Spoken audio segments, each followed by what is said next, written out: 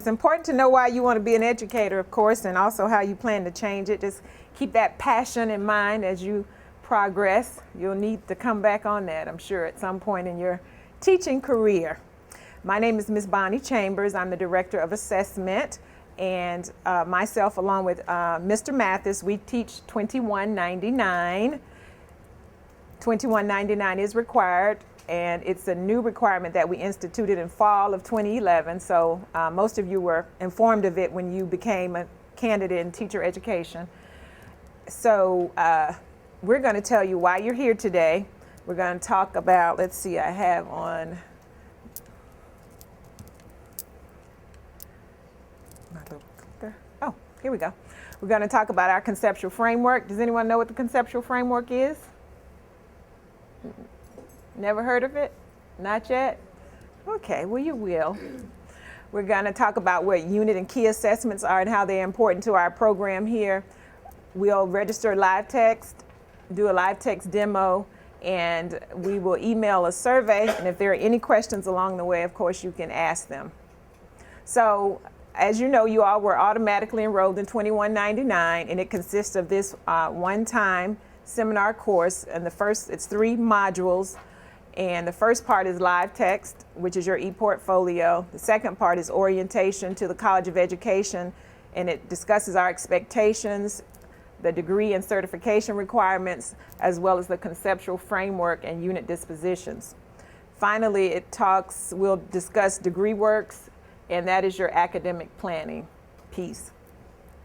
As I said, it is a requirement, and it's a 2-part requirement. You have to attend this course, and you have to purchase LiveText. Is anyone familiar with NCATE accreditation? Who is? You're nodding your head? Oh, I heard of it. You heard of it, okay. NCATE is the national accrediting body for teacher education preparation programs that your college here at Albany State is accredited through or by. And what it ensures is that you have that we are accountable, that we're responsible, and that we make decisions on the program and decisions based on data.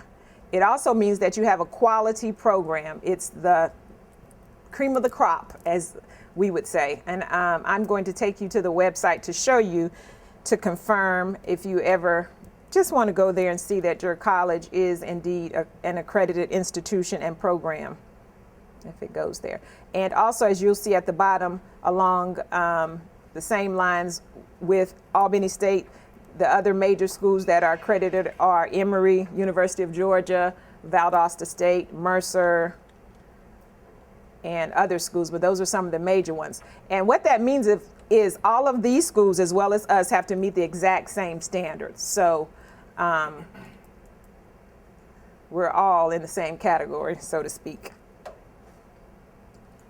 Okay, so this is NCATE's website, and you can click on this link. All right, so I have to log into my account. Give me a moment.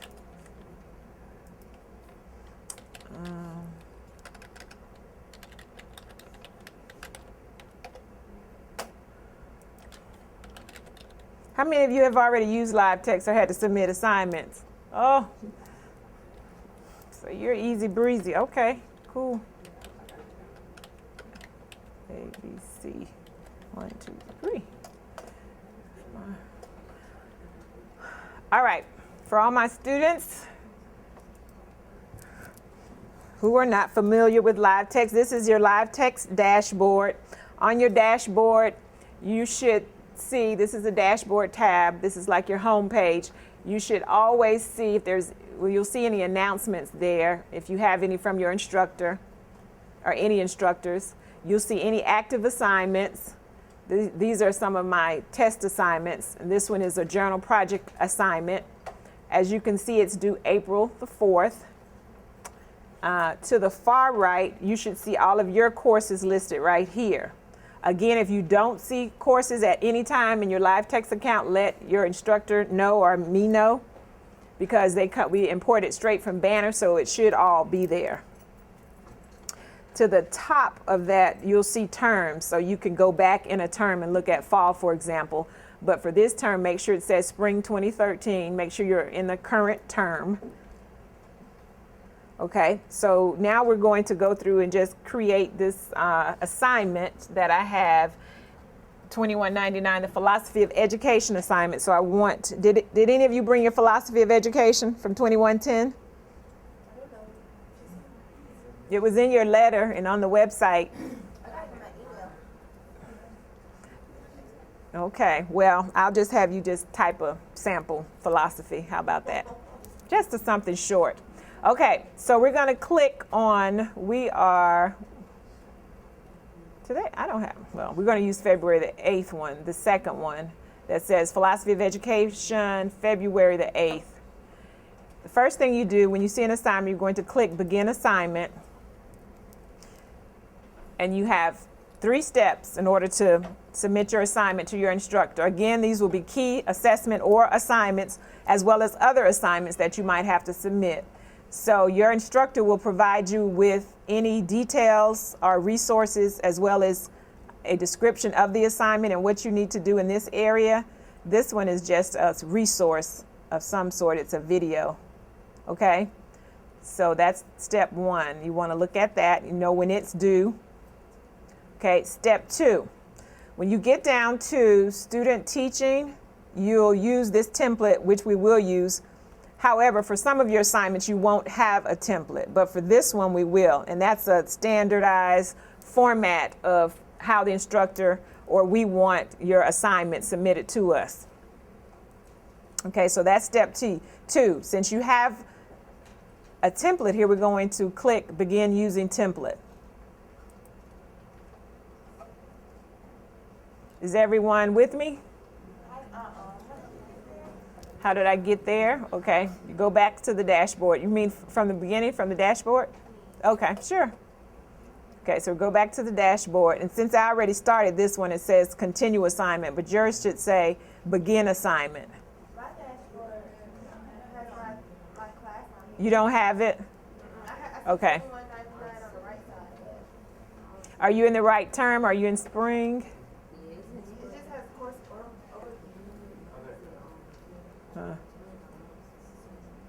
Okay. All right. Well, that's okay. Just follow me along. I will just show you here, but this will give you an example of an idea of what you need to do if you don't have this assignment. It's a sample assignment, so it's not mandatory. It's just one that I create. So I'm going to click on Continue now since I started that one. And where's my template? Did it go?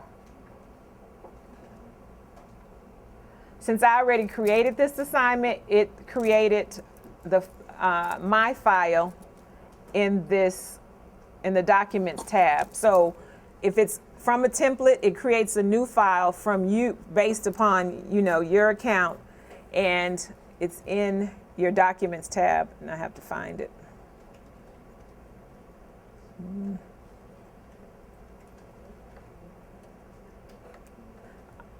Let's go back to I'm going to go back to my Begin Assignment because I don't know what I did with it. Okay, so you're going to click Begin Assignment. We're going to begin using the template. And it's going to open up the template. This is how your electronic portfolio looks. As you can see, it has many assignments that you will do. This is the student teaching one.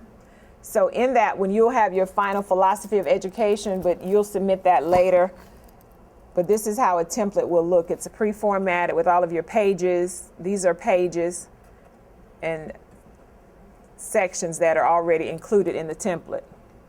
So what you'll have to do when you get ready to do an assignment, for example, if you had to do an assignment, you would click on the section, or the page, click on the page.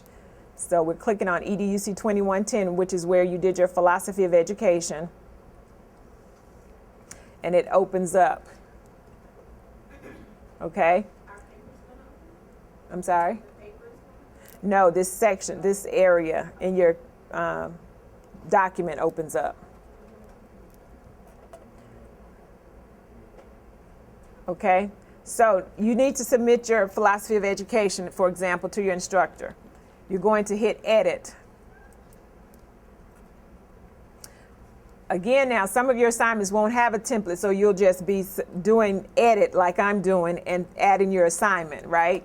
So you would copy and paste your assignment from Word or a text editor. You can copy it, you'll copy it and paste it into this section. So I'm just going to delete this and name it. I'm going to rename it so we know that I did this work today. So I'm going to rename my paper if I want to. I'm going to copy and paste my philosophy of education here, but today I'm just going to type it, but you're going to copy and paste here. Okay? In here, if you needed to add, there's formatting here across the top. You also have the ability to add a hyperlink. If, for example, you needed to link something into your assignment or document, you could do that. And how you do that is you type the name of, put the text there, you click on the hyperlink button, and then we type in the hyperlink. Oh, I guess you.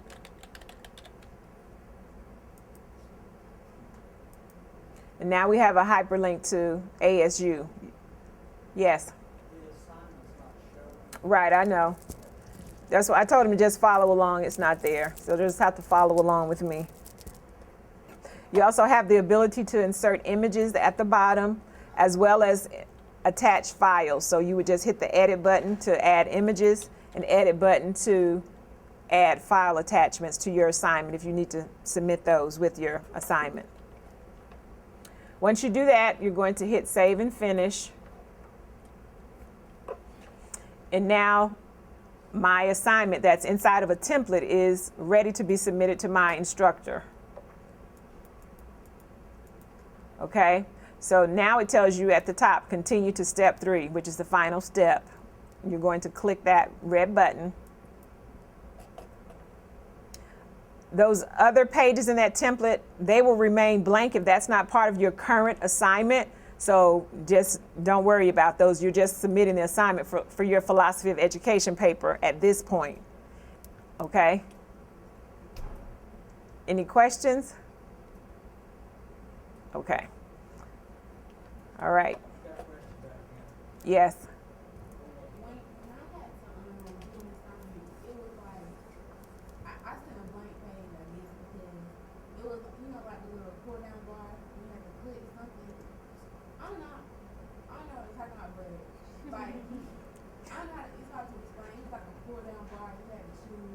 Oh, I know what you're talking about. You had to create, if it was a assessment or portfolio or something like that, you will always choose assessment.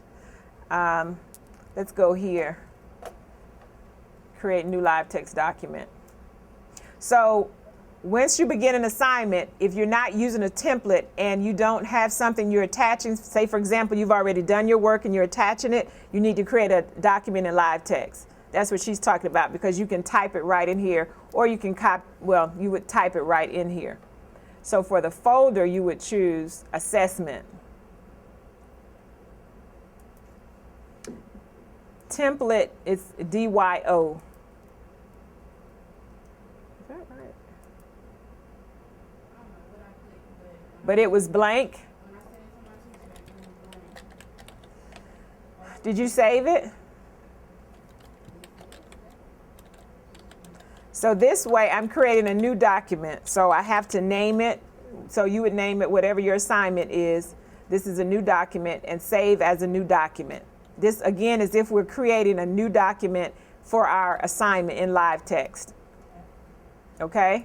So we're going to save as new document. And this is where we need to edit. So if I had this assignment and it needed to be my philosophy of education, I'm going to go to Manage Pages.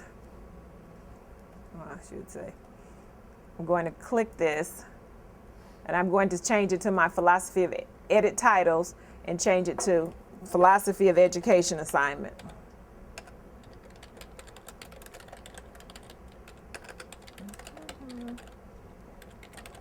Assignment.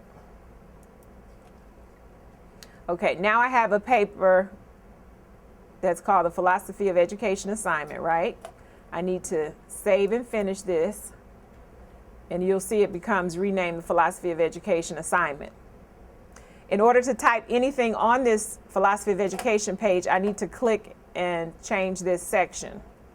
So you will always just change this section, the text and image. You're going to click to the right, and then you'll go back and type whatever you need to here. So I don't know why yours was blank. Did you type anything there? Did you save it? Okay. We'll have to figure that out, but yeah. So you're going to type in here, and we're going to hit save and finish. I'm just going to put again, this is a test. Oops, test. Save and finish. Okay, again, it tells me now, since I created an assignment, the final step is to submit this assignment to my instructor. So you're going to hit continue to step 3, and there's one final button you have to hit in order to send it to the instructor to have it graded. Also, if there are any comments, you can type them here in the box. If you want to tell your instructor something, there's a comment box here. So you could type it there. You're going to submit assignment. Okay, it tells you that your assignment has been submitted, when it was submitted. This button, withdraw submission, this is important. In case you need to withdraw that assignment, you forgot to do something, or for example, hers was blank. Maybe she realized it after she sent it. My assignment was blank, or I forgot to attach something. You can hit withdraw, and it'll bring the assignment back and let you edit it again, as long as your instructor hasn't graded it. So you can always hit this withdraw submission button and correct it. Okay? But this is how your assignment looks when it goes to your instructor. I think I put it here, 2110. So they would know what assignment they're receiving, so they would click on the appropriate page to view your assignment. What they're going to do is look at it and grade it using a rubric. And once you get your assignment back, it will have the rubric attached and how you were scored for that particular assignment. Professors also have the ability to add comments. So if you were graded a certain way and they wanted to provide some comments or feedback, they have the ability to do that electronically right in here in your assignment. So you know where you need some growth or have opportunities to grow at. So back on the dashboard, you can see I've submitted that assignment and it's waiting to be assessed by your instructor. When it has been assessed, the button turns green, and you'll click on it, view your assignment, your grade, etc. And that's it. Any questions? So, as I said, your assignments will show up in here, will be your key assignments. Your instructors will tell you about your key assessment, what it is, when it's due. Some of you are already having assignments being graded and doing other things in LiveText. It's up to the instructor how much they use it, but you will be using it going forward in your program. It's a few other things I want to tell you about. Here's the file manager to your right. That's the file manager I was telling you about, that you can upload your documents and use it as file storage. So instead of you carrying around a USB, if you want to upload your assignments or documents here, you can. They will be found in your Documents tab. So if you upload some documents, they're in your File Manager. When you create a new document, it's in your Documents tab, like that new document we created within LiveText. That is in the Documents tab. Other things too, your account should also have some video tutorials to the left. So if you want to click on those, it'll go through step by step exactly what we did. If you forget or need to refresh yourself, they have very good videos that go step by step to show you exactly what to do and how to do it. Also, in the help area, you'll find paper copies of the same thing that I did. This user video will show you how to submit course assignments. Let's go back and look at it. To begin, log into your LiveText account. The first screen you should see whenever you access your account is called the dashboard. So again, it just reiterates what we learned, or if you need to have a refresher. And as I was saying, the help button also has information for you as far as when you get ready to submit that electronic portfolio. It's called a visitor's pass. It's right here. It's very easy to create, and so you can just click here and it will tell you how you send a prospective employer or someone else your electronic portfolio. So if you want to share it with someone or someone else to view it, you would use a visitor pass. Again, it tells you how to hyperlink, how to use attachments, etc., how to view your assignment.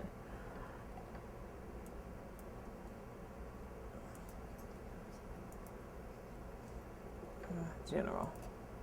And if you ever have any technical issues with your computer and LiveText, LiveText has support, and these are the hours of their support as well as their phone number. So you're free to call them and ask for help. Also, you can call me if you're having problems. I will have my phone number up at the end. I'm happy to help you in any way. If you need, to find out how to do something, or you just need someone to sit with you and do it, I can do that. All of your instructors have been trained in LiveText as well, so they can help you to some degree too.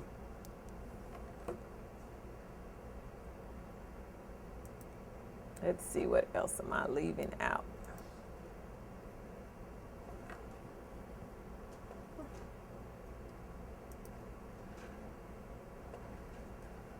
Okay, let me leave you all with my phone number. It's Ms. Chambers. I'm in this ACAT building. If you don't remember, you can go over to 244 and ask where I am, but I'm actually in 252. But my phone number is here, 430-4685. And again, if you don't see your courses that you're enrolled for, let me know. You can also send me an email. Let me give you my email address. I should have put that up. It's bonnie.chambers.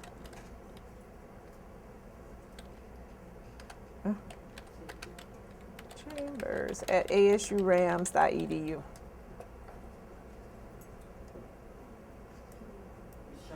If they register late, the course may not show up. And they'll have to go in. Right. That's why I need them to tell Teresa if they haven't.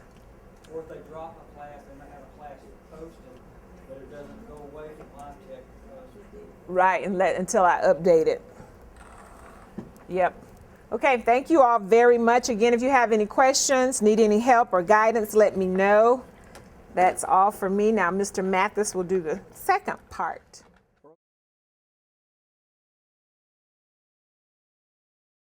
Better teacher.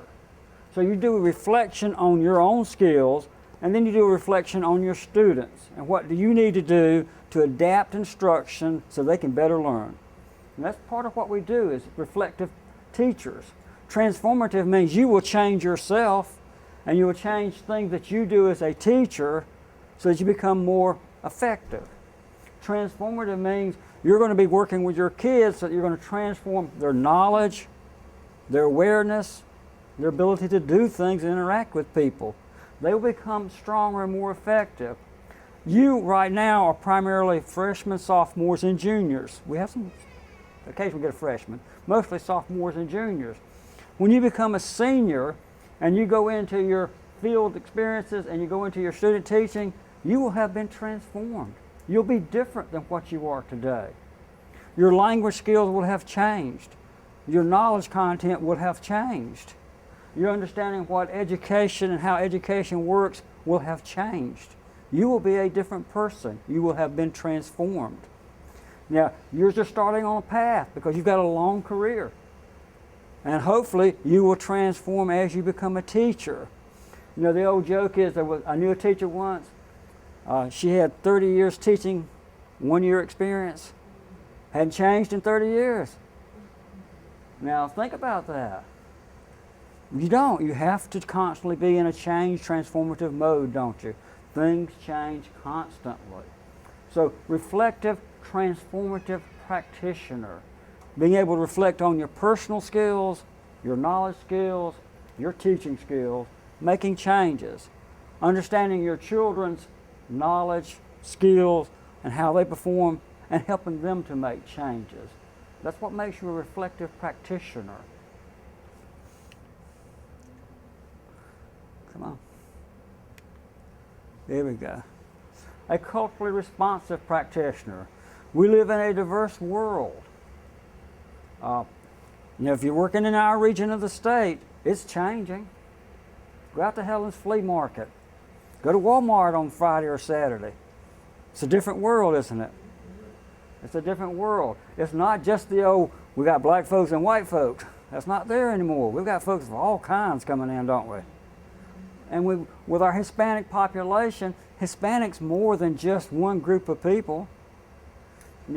If they're Hispanic, they could be from Mexico, or they could be from the islands, or they could be from Argentina, which speaks German-based languages, by the way. They're still going to be labeled South American. They're going to call Hispanic, aren't they, even if they don't speak Spanish. But we have to be aware of that. You go to outside of Atlanta, there's a school district there where there's 44 languages spoken in the school. High-tech school. So they bring kids in from families in from all over the world. Are they going to have cultural differences that you've never heard of? Yeah. In our schools, then, we as teachers have to become aware of the different cultural groups out there, be responsive to them, and teach them to be responsive to us. It's a two-way street, isn't it? It goes both ways. We have to be aware of them, sensitive of how they are, and then we have to help them to adjust, and we have to adjust to them. It goes both ways. Okay? Culturally responsive practitioner. You're going to be hit with it because you're going to have different types of kids in the school, and you're going to have to make adjustments. For example, we have kids who can't eat pork. We have to deal with that, don't we?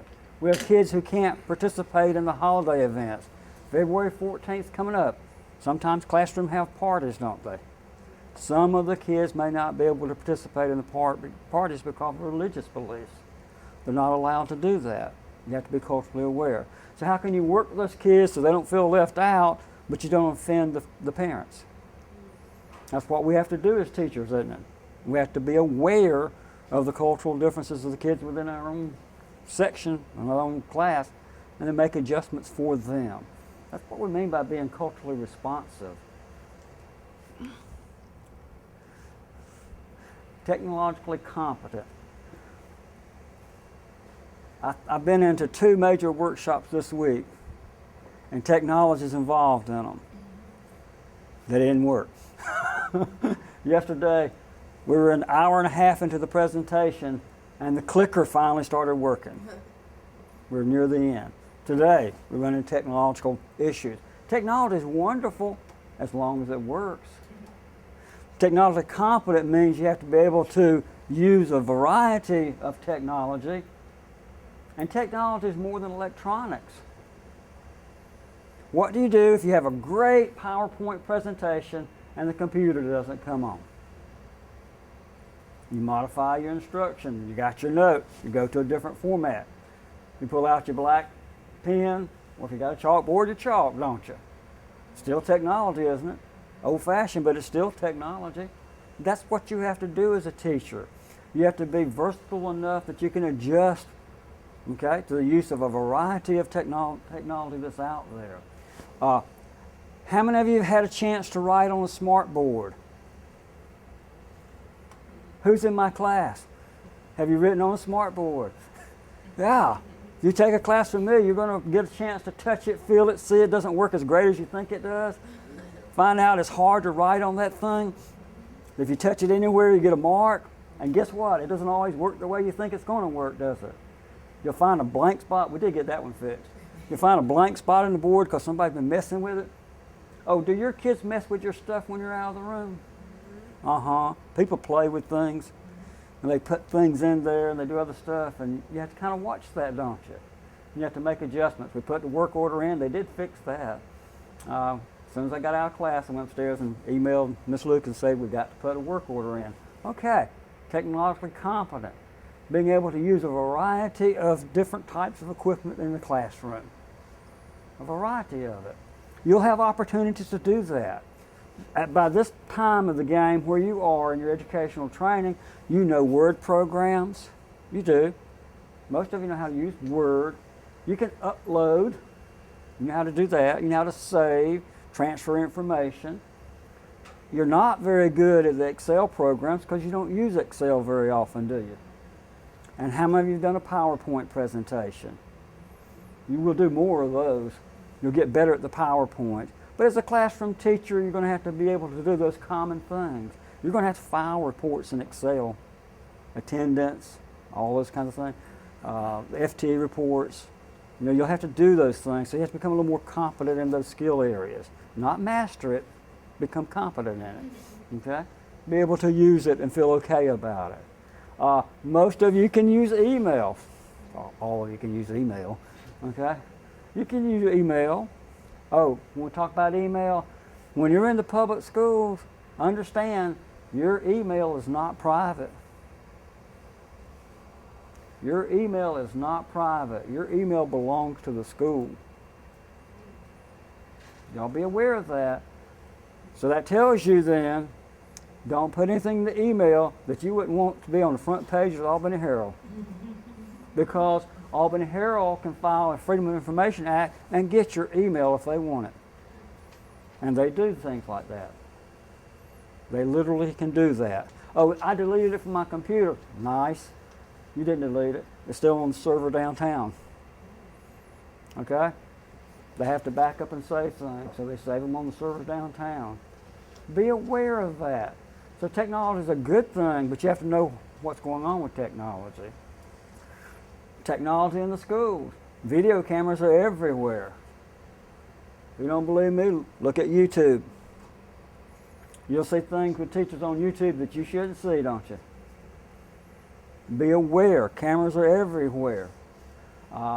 And they get out there too. So don't do anything that you wouldn't want to be posted on NBC News tonight, because it's going to show up somewhere, somehow, isn't it? Technologically competent. Be aware of what's out there. Be aware of that. How many of you have an iPad? One. Okay, one. Interesting. Right now, the Valdosta City School issued iPads for one of their whole schools. Every kid in that school has iPads. So we have one person could go in there and have an understanding of the iPad right now. Think about that. Yes, they would train you. They have training sessions for the teachers, but they use iPads so the iPad can project on the screen. All kinds of cool things. I've got a link on my iPad that's called Smart Technology that shows you what you can do with the different things with your iPad. Okay? So you will get training in those different types of things. Believe it or not, by the time you graduate in a couple of years, technology will have changed. It's changed in the last 2 years. It has changed. And it will continue to change. And you will have to make the adjustments as the changes occur. They're only on the tip of what they can do with technology. They're amazing what they can do. If it can work. As long as it works, it's wonderful. So technically competent practitioner, can you use the technology that the schools have for instructional purposes? As a professional, can you use the technology in the schools to complete your professional duties? That's the bottom line. They will have training programs in whatever school district you get hired in. They will teach you what system they use, because almost every school system has a different software package. Just think about it. Today, I heard the question about Moodle. Does LiveText work like Moodle? Yes. Is it the same thing? No. You have to learn a new software package, don't you? So whatever school district you go to will have its software packages that you will have to make adjustments and learn. That's just part of it. That's what we have to do. So, going through those, come on. There we go. Everyone in this room has been admitted into student teaching. I checked you a few minutes ago. I checked the list to make sure everybody's on the AT list. Every semester, Every semester, your professors check the AT list to see if your name's on the list. Well, I've been admitted, I'm on the list. Well, what happens if you fall below a 2.5? I put a big red GPA right next to your name. They'll see that. That says you're not eligible to be in the class. You can't take 3,000-4,000 level classes if you don't maintain the GPA. The first semester we did that, we had 44. The second semester we did that, we had 21. The third semester we did that, we had 6. Last semester we only had 3 who didn't make it. People know we're checking the GPAs every semester, so they're making sure their GPA is up above the 2.5, isn't it? Oh, an interesting article in the newspaper, Atlanta Journal-Constitution, this week. And the title of it was Educational Standards in Georgia, Training Programs for Teachers. It mentioned the 2.5 and it said, is that high enough? Now think about that. Maureen Dowdy is the educational writer for the Atlanta Journal-Constitution, and so she was taking a look at these things right here that I've got posted. And of course the question is the standard high enough? Interesting. Outside folks look at things like this. They do look at this. Gates Basic. You've passed that. You've been admitted in teacher ed. Unless you're a transitional student, transfer student, you've already passed Gates Basic. That's a requirement for certification. Now listen carefully, every semester you have to go through a background check, don't you? Not just once a year, every semester. Now, starting this last semester, we started screening the background checks at pre-registration. Now, why are we wanting to do your background checks during pre-registration and advisement? That way, when you start the next semester, you're cleared to go out and start your field experiences, aren't you? You don't have to wait 6 weeks, 8 weeks to get your background checks back in. We're running all of our background checks through the Albany State Police Department, aren't we? So we can get them back faster. We've made some changes. We've been able to get it to be a more effective system. All of your background checks go to Miss Carver, Miss Erica Carver. You'll get to know her name if you don't know her name. Miss Carver is the field and clinical director. She's in charge of all your field experiences, and she's in charge of your student teaching. That's her job. All the criminal background checks go to her. She creates a master list. She sends the master list out to the professors who check it to make sure you can get your field experiences completed. What happens in a class if you can't do your field experience? You lose a lot of points, don't you? It can drop your grade dramatically, can it? It can drop your grade a letter grade at least. So that's something to think about. Now, none of you are going to have this happen, but here's some things that have happened. We've had teachers who were rocking along, good GPAs, up to student teaching.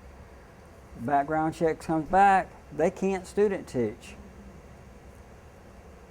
Something happened over the summer.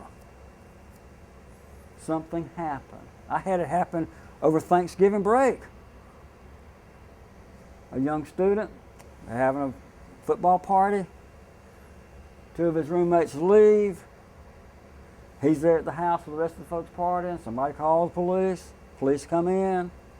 Y'all need to calm it down, get quiet thing. Do you mind if we look around the house and make sure everybody's okay? Sure. Foreign substance in ashtrays. Who's arrested? The person's name who's renting the house. Him. Not the 2 guys are gone. It's in their room. Not in his room, but he's the owner of the house at the time. He's arrested. Young lady had gone home for a break, was in a car in Atlanta. Car gets pulled over. Foreign substance in the car. Who's charged? Everybody in the car. Yep. Okay? Shoplifting. Yeah, shoplifting. A dare. A dare costs your career. Okay? Don't do things like that. It'll show up. It will definitely show up. If there is a felony, you can't stay in the program. If it's a misdemeanor, it depends on what type it is. If it's a misdemeanor with moral turpitude, you can't be in the program. Those background checks, we had a big stack about that tall, came back. We also had a yellow folder about that thick with ones that had kicked out. Ms. Carver, myself, and Dr. Fields, we go through those. We verify whether they can stay in the program or not. Depends on what the reason why it was kicked out. Those are checked every semester. Keep your nose clean. Stay out of trouble. Stay out of trouble. Don't do things that could cost you your career. Okay. The seminar you're participating in today is a requirement, isn't it? You're checked off. You're in good shape. The other 10 that didn't show today, they'll have to make it up in the session, won't they? Okay. Professional dispositions. Be careful with this one. Professional disposition. Attitude counts. Attitude counts. Here's what I want you to think about. Starting today, I want you to put this in your head. You're on a 2-year job interview. Who wants to go to work when they get out of school? Who wants to go to work as a teacher? Who's going to give you the recommendations? Oh, you're on a 2-year job interview, aren't you? Every professor you have is a potential reference, aren't they? Cut an attitude with them, and what happens to your recommendation? You don't get one. Professional dispositions. Every school you go and visit for your field experience is a potential employer. And folks, I'm going to tell you, the assistant principals and principals talk to each other. They don't live in a vacuum. They have administrative meetings. And if you're good and you're effective and you're strong, they share the information. If you have the attitude, guess who they're going to talk about? So when you go out in the school, dress as a professional.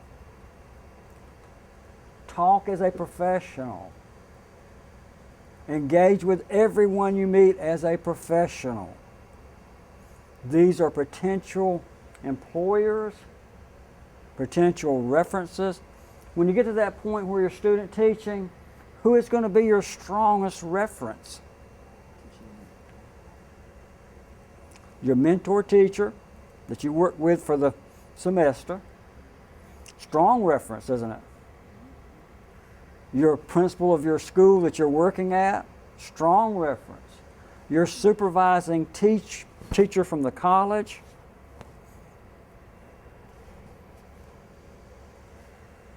When I worked inside the school system, at our leadership meetings that we would have, I can tell you, if we had an outstanding student teacher, the name was passed around, because if someone had a position, we wanted to try to make sure we got them. If we had a student teacher who was not very good, the name was passed around because nobody wanted them. Follow what I'm saying? Follow what I'm saying. When you finish school, guess what? You're going to have a nice resume. You're going to have a good GPA. You're going to have to pass the GACE Basic. You're going to have to pass the GACE Content. You've passed those things. So what gets down to the decision making for employment? Everybody who submits the application is going to have pretty much the same qualifications, aren't they? So what makes you stick out that I want to hire you? And I've fired people. I had 44 employees in my site. I would have to hire teachers. I'd have to let teachers go sometimes. So why would I want to pick you? I want a person who can join my staff, who's going to make my staff stronger. who has a good attitude, a good work ethic, and can get along with the kids, the parents, and the other teachers. That's who I'm looking for. And then if they've got some other special skills that make it really icing on the cake, I want to know about it. If they're good in music, or they are artistic, or they do things that are outside the community that really adds to the school program, yeah, I'd like to know about that. Because we do have plays and activities and things in the school, don't we? The first semester, first year I taught, I got tagged to do the music activity for the school, and I've got the music skills of that thumb right there. So I found my student in my classroom had the best music skills and made him the music director. He led the music activities. I can't do it. I can't carry a note that well. So I found the best student that could and put him in charge of it. We had great little music activity. Now, the kid got to highlight his skills. I got to look good. And I didn't have to do it. But I had to know to find the person that could. So you don't have to be able to do everything, but you have to be able to know how to identify folks that can and build on it. You know what our musical instruments were? How many folks ever heard of a kazoo? We were in poor school. We couldn't buy instruments. Little plastic things you do like this. And we sounded pretty good. I was amazed. I can recognize good sounds. I can't make them, but I can recognize them. Okay. Yeah, and as a teacher, you're not going to be good at everything. You're not. So identify what you're good at, identify what you're not good at, and then accommodate it. Accommodate it. Professional dispositions, some things to know. How many of you sleep with your cell phone? Be honest. How many people leave their cell phone at night, put it on the bed when they go to bed at night? Thank you for being honest. More of your hands need to go up. I know y'all do that. You got to answer that text no matter what time of the day or night. You got to respond. Okay? Your generation, this group coming through, cell phone addicted. You really are. Because you will grab those things in a split second because you're so trained to do it.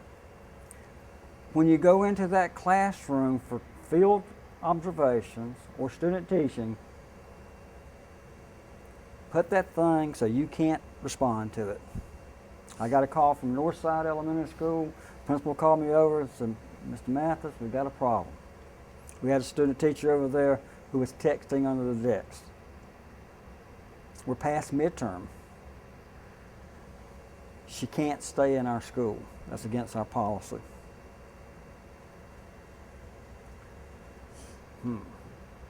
Remember what I told you earlier about principals talk to each other? What other school in the system would take her? Nobody. Because they talk to each other, don't they? First question the principal asks, why are you transferring her? Why are you transferring her? Why couldn't she stay over there at that school? So she had taken incomplete for that semester. We were able to talk to another county, and another county agreed to take her on probationary status. Had a conference with her and her mama together because she wanted to bring her mama. Okay. Told her what the problem was. Told her what danger she was in for finishing. She had the best student teaching you can imagine the next semester. She didn't even take a phone to school with her. She did such a good job in her student teaching that schools hired her at the end of the semester. I'm just letting you know you can learn from your mistakes. That first semester she kind of had a disposition problem, didn't she? Kind of had an attitude. She just didn't understand why she was in so much trouble. Kind of had to get her past that. Things like that can catch you up. Now in her case it worked out really well because it woke her up. And she did a great job. She graduated with a master's degree. She's got her T5 certificate right now. She's doing great. Now, those cell phones can get you in trouble. Some schools have a policy of no cell phones. Some schools have a policy of you can have it, but it can't be on. Some school systems have a policy, you can have it, and you can have it on for emergencies. I would tell you best practice is, if you can't keep your hands off of it, lock it in the trunk of your car when you go into the school building. If you can put it on vibrate and don't have to reach down when it vibrates, keep it on you. But if you can't, lock it up someplace where you can't get to it so it doesn't get you in trouble. Okay? Promise you. I have a friend of mine who's a principal was interviewing, and in the middle of the interview, the phone buzzed. A young lady grabbed her phone and said, "Wait just a minute. What happened to her application?" You got it. It got thrown in the trash can, didn't it? You're in an interview deciding what's going to happen in your career, and you let a phone call interrupt you. Okay? Professional dispositions. Turn that thing off. Oh, by the way, school policy here is that you're supposed to have your cell phones off in the classroom. If they go off in the classroom, some professors will take points off your projects you're working on, your tests, those types of things. I always announce to my class, turn it off now. Last semester I had one go off. I walked over and put the -10 on the paper, and the class said, "Ooh!" Whole class went, "Ooh, don't be so hard on him." I said, "What did I tell you before we started the test? Turn it off." Okay? Got to think about things like that. You're young professionals. You need to start acting as young professionals. You're on your career track.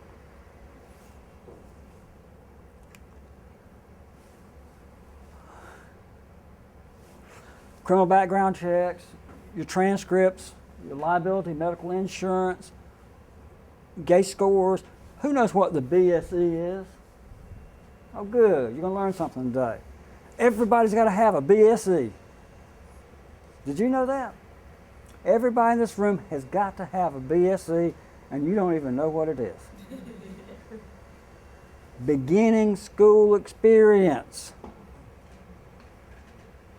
You know that period of time, anywhere from a couple of days to a week before school opens?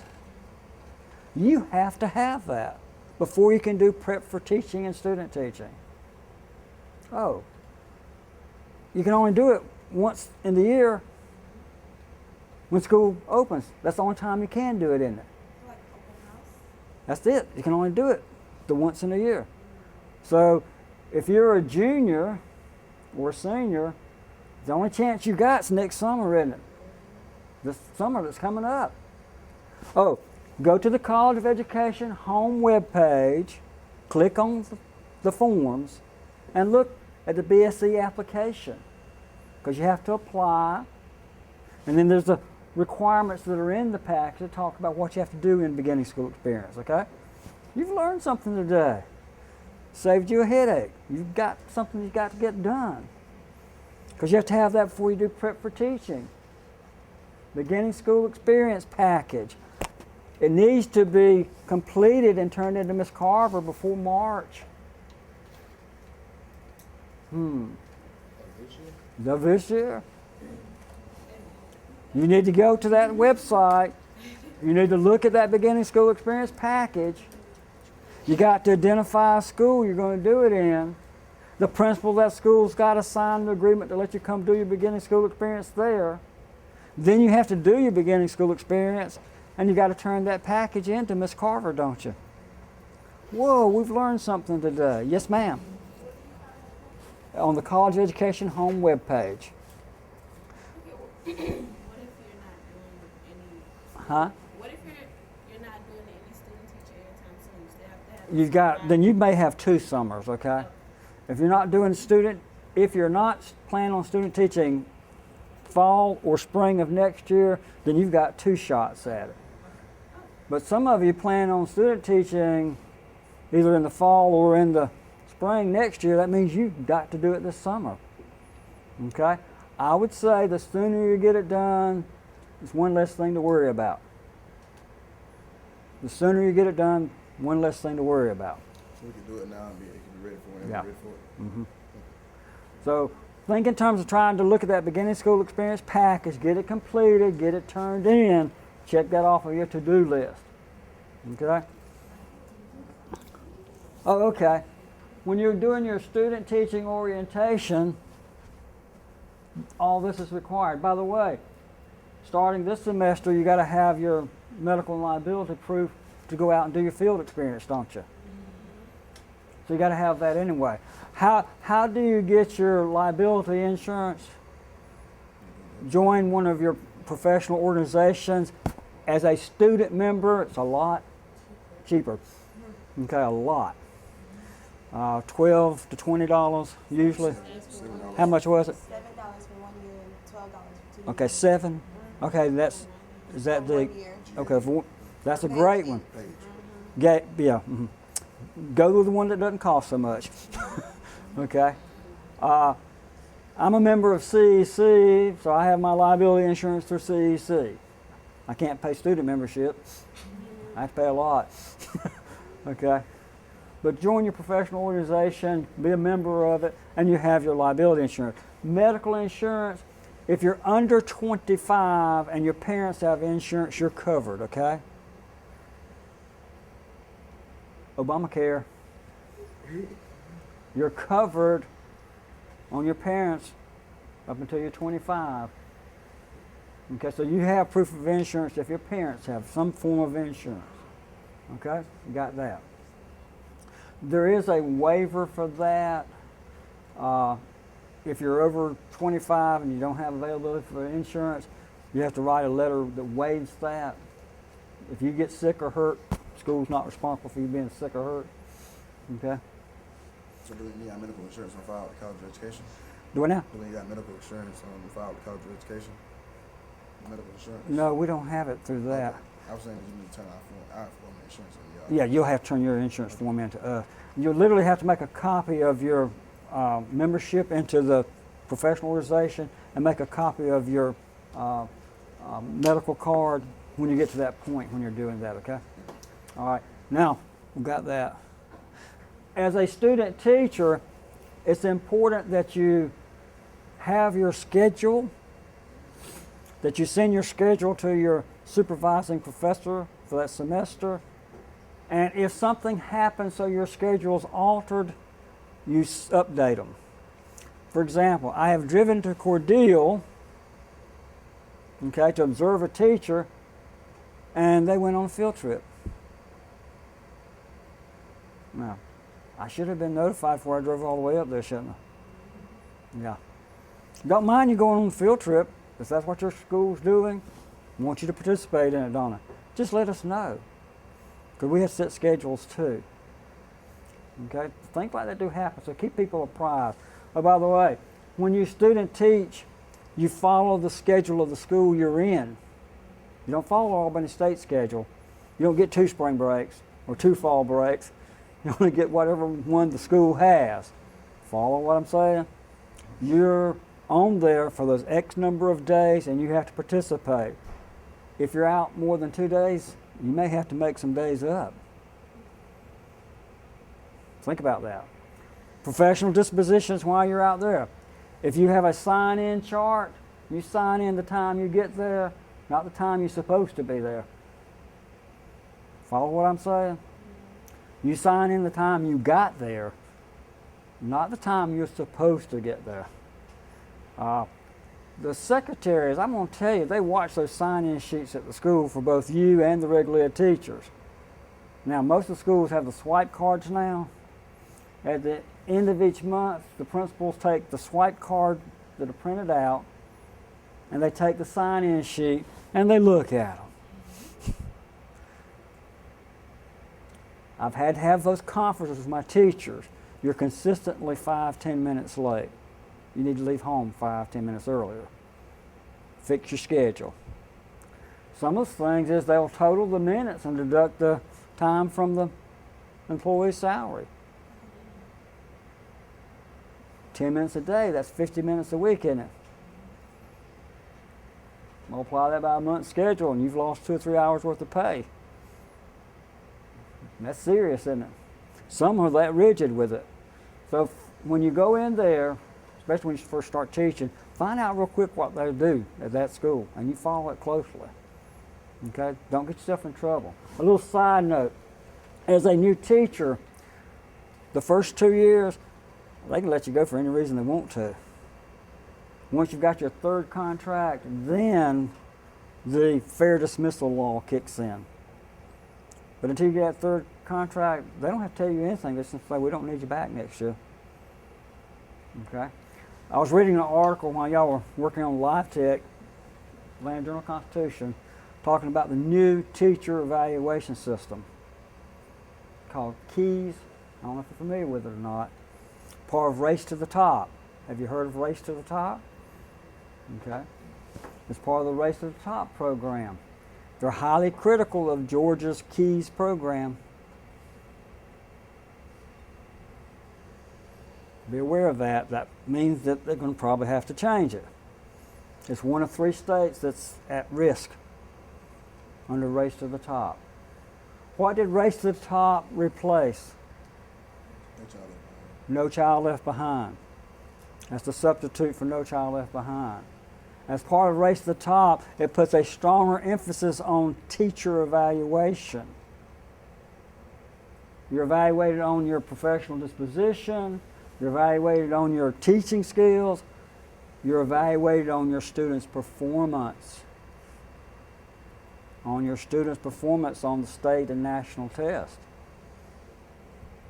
Okay? Evaluations. For you as a student, you have evaluations when you do your field experiences.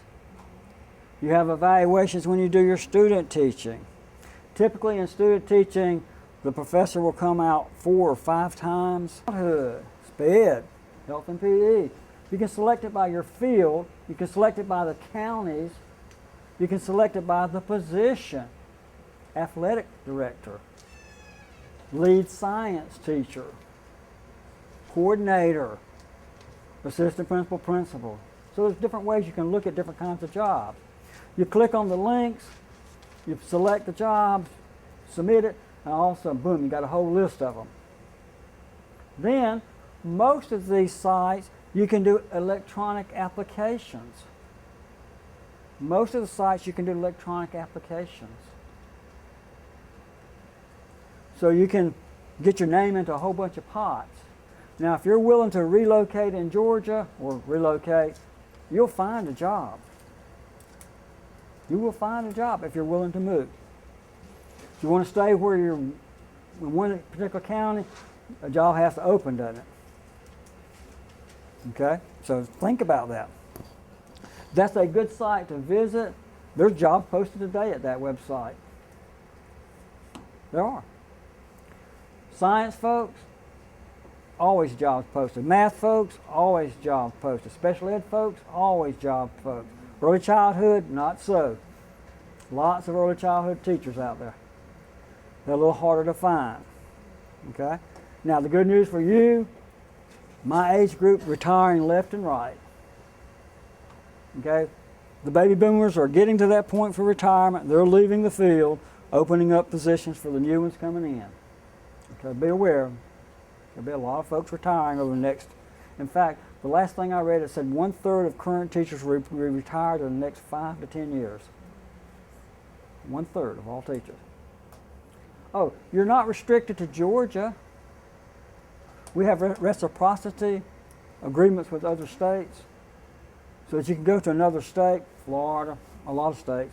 In fact, we had a recruiter from Florida come up to our last student teaching seminar. Superintendent down there, he gave the speech and then he handed out applications.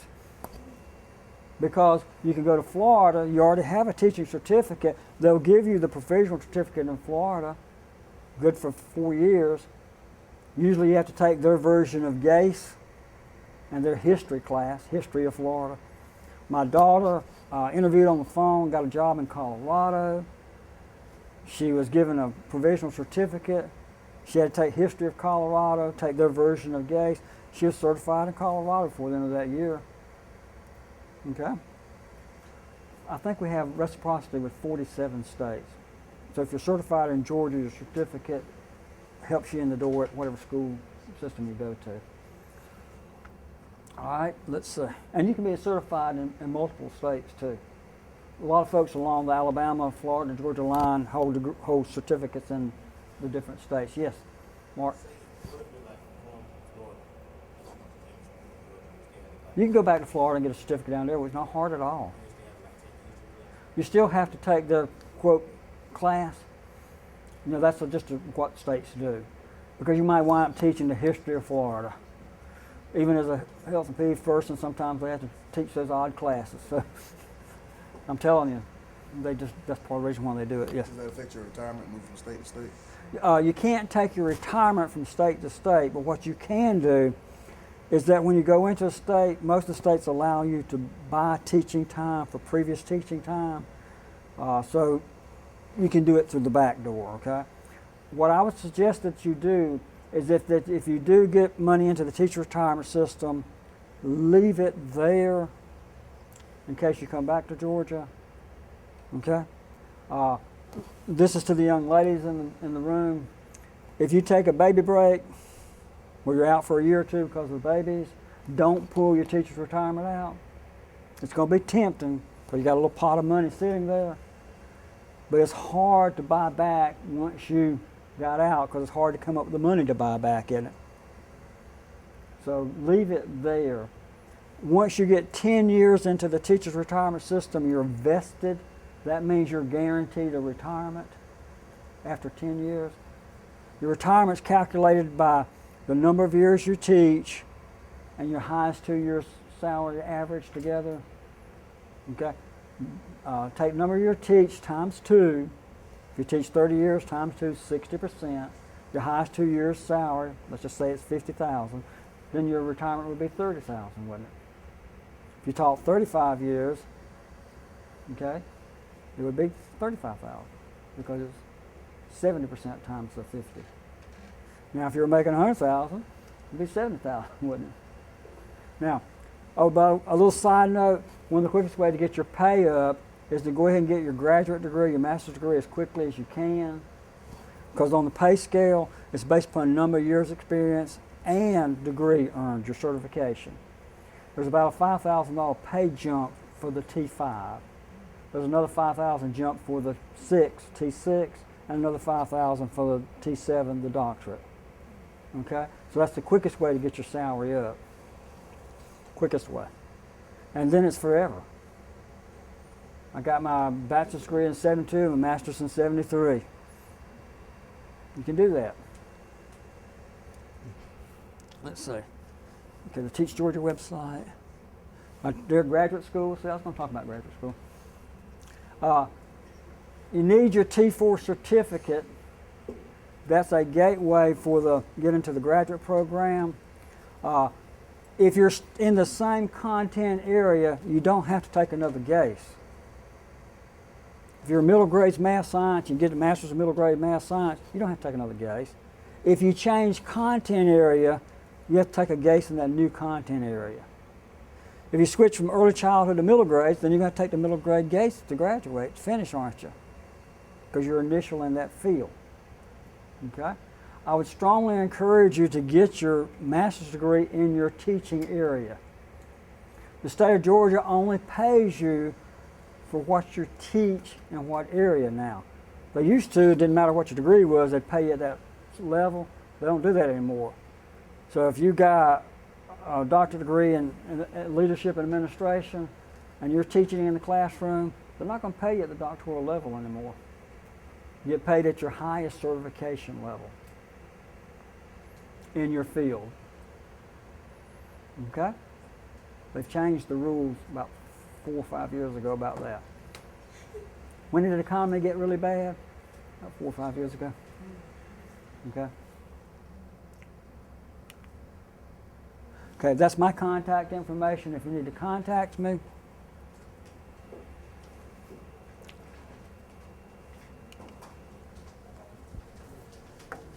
All right, now, one last little thing. How many of you are familiar with DegreeWorks? Okay, hands down. How many of you have gone into DegreeWorks and looked at your program of study and looked at what you needed, what you didn't need? How many of you know about the fall-through courses listed on the very bottom? You scroll all the way to the bottom and look at your fall-through courses. Anybody in here a transfer student? Transfer students, don't panic when you look at degree works. Don't panic. Your classes are probably listed in the fall-through section. They don't always post everything in degree works efficiently. And my transfer students always, they go nuts. Oh God, I don't have these classes. Wait, let's look on the bottom, look in your fall-through courses, make sure of that. If you graduated from a 2-year college with a education major, areas A through F are completed no matter what degree work says. Okay? Don't you worry about areas A through F. They are done. Board of Regents rule. If you graduate from a sister college in Georgia with a 2-year degree in education, areas A through F are completed. I've got that posted on my wall. Okay? Went to Board of Regents, printed a rule out, and I post it. So people don't believe it when I tell them. So I show it to them. This is the federal state rule. You don't have to worry about areas A through F. Okay? But it won't show up in degree works, will it? Because you may have a different course number or a different course description, and so it doesn't show always. So transfer students, areas A through F, don't worry about them. They don't always timely post your GACE scores, GACE Basic, and degree works. That's why I have you submit a copy, verify that you have it when you put in your application for teacher admission, when you're admitted teacher ed. I got a copy in the file room, don't I? Whether it shows up in degree works or not. We've got a copy. They link degree works with Banner, so degree works is only as effective as what's in Banner when they link it. Okay? So if you do drop add after they've done the switch, it may or may not show up in degree works immediately until they redo it. The fall through courses on the bottom, remember that. In degree works, there's also a section in the very top corner. It's called, there's 3 sections up there. One's the general page when you look at all your information. The second page is the planner. We can lay out your 2-year schedule, put in courses, plan when you want to take them. How many of you know that we have a rotational schedule for classes? Good. Okay. If you don't, ask your advisor when you go in for advisement about the 2-year rotational schedule. That way you'll know when classes are offered so you can plan. Now when you meet with your advisor, they're supposed to take in degree works and put your classes in there as you plan so you can lay it out. Okay? Typically summer school, the summer semester is the kind of when we catch things up where we need a demand for classes. So those may or may not rotate like they're supposed to, because if we've got a real demand for one class, then we'll open up a section of it. Yes? Yes. I've got them posted in my office. Go to your advisor. I want you to start working with your advisor and your department about that. They should have that for you. Yes. I think they had one before, but is the rotations sheet, is it updated? Or is It should be updated. It's updated. Okay. It should be updated. Yes. All the ones in the summer, are most of them online? No. There'll be classes in-house and online. Okay. Yes. During the field experience during the summer, how does that work? Okay. Field experience, that's an excellent question. All right. If you're in a class during the summer and you have field experiences, remember, most schools have summer school, place for field experiences. We have things on campus, don't we? The summer programs, field experiences.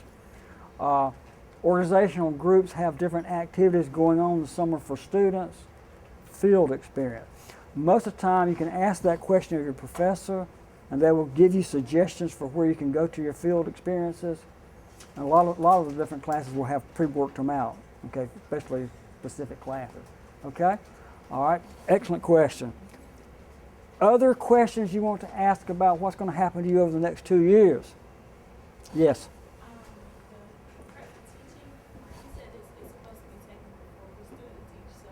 Wait a minute. That air conditioner's right behind me, so I can't quite hear you. Whoop. Okay, I got tied down. That's just like a 2-hour class. What is? It's qualified as a 2-hour class. Prep for Teaching is a 2-hour class currently. It's a seminar type class that meets on a regular schedule. This semester, I believe they're meeting on Monday nights. And Ms. Carl,